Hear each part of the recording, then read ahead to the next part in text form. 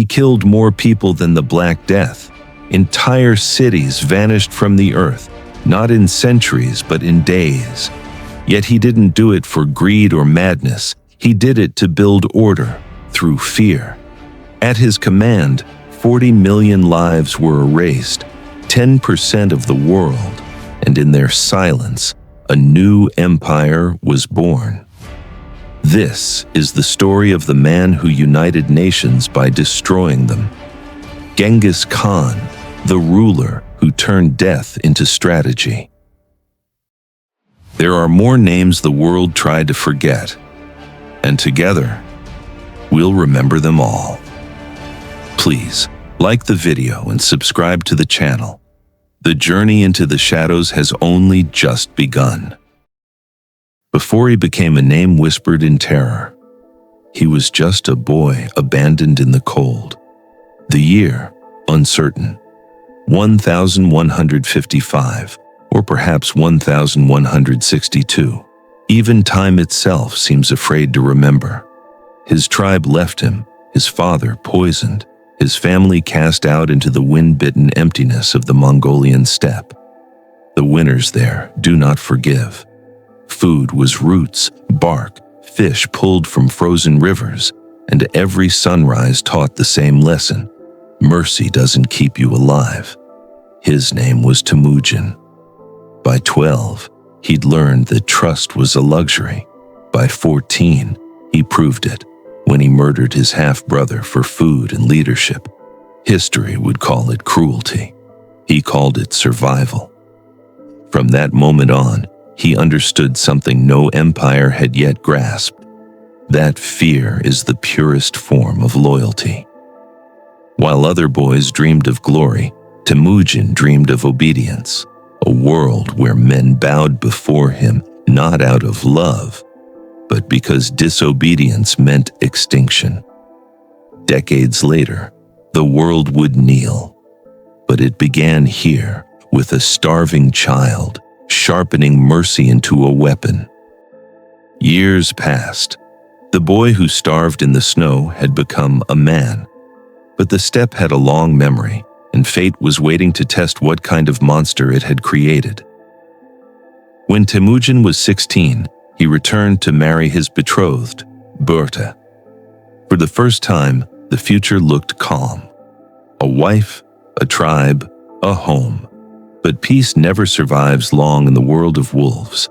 One night, under a veil of silence, a rival tribe, the Merkits, struck. They burned his camp, scattered his people, and took Berta. For most men, that would have been the end. For Temujin, it was the beginning. He sought out his father's old allies, Togrul, Khan of the Karait, and Jamuka, his childhood friend turned rival. Together, they rode across the steppe with 40,000 men, their banners cutting through the dawn like blades.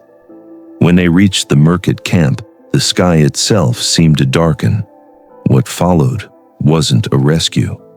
It was a lesson. Villages burned, warriors impaled, rivers turned red. Bort was recovered, but the message was clear.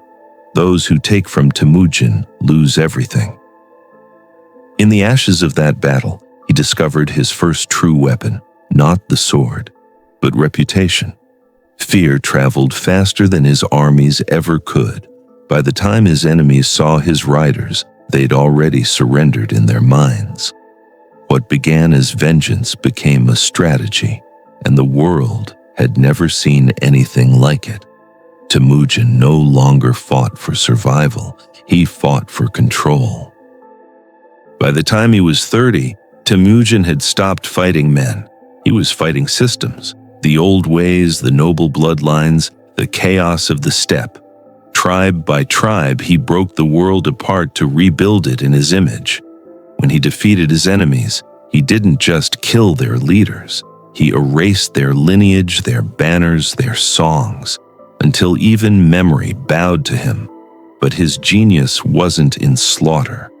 It was in structure. While other Khans ruled by heritage, Temujin ruled by merit. A blacksmith's son could command 1,000 men if he earned it. Loyalty was the only currency, and betrayal the only crime. He reorganized his growing army into precise ranks, units of 10, 100, 1,000, and 10,000. Every soldier knew his place. Every general knew his fate if he failed. The Mongol horde became a living machine, a storm that moved as one body, spoke as one voice, and killed with one mind.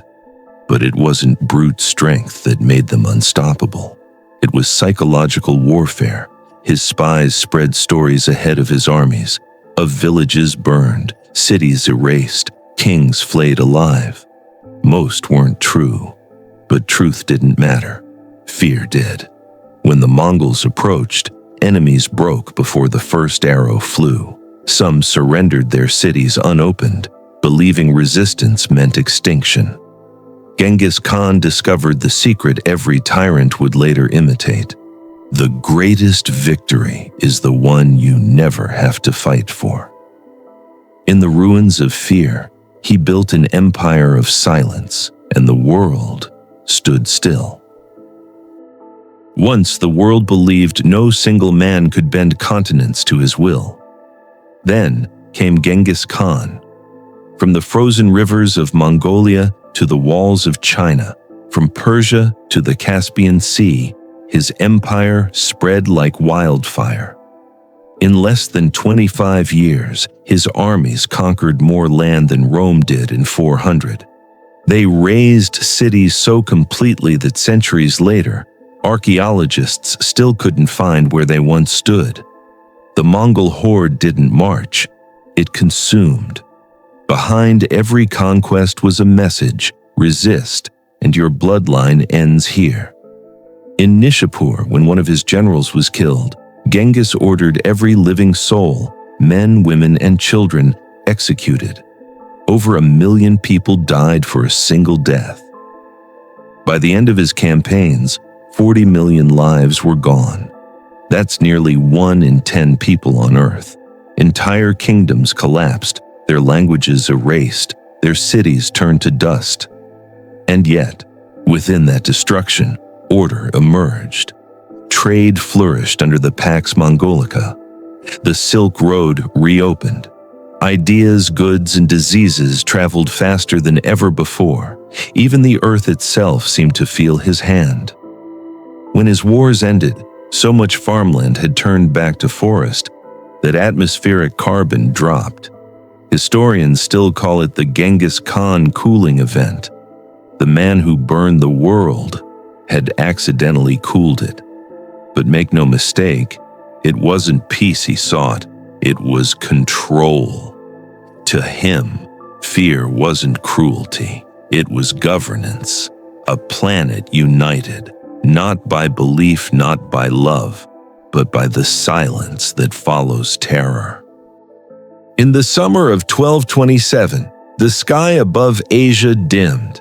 Genghis Khan, the wolf of the steppes, the scourge of empires, was dying.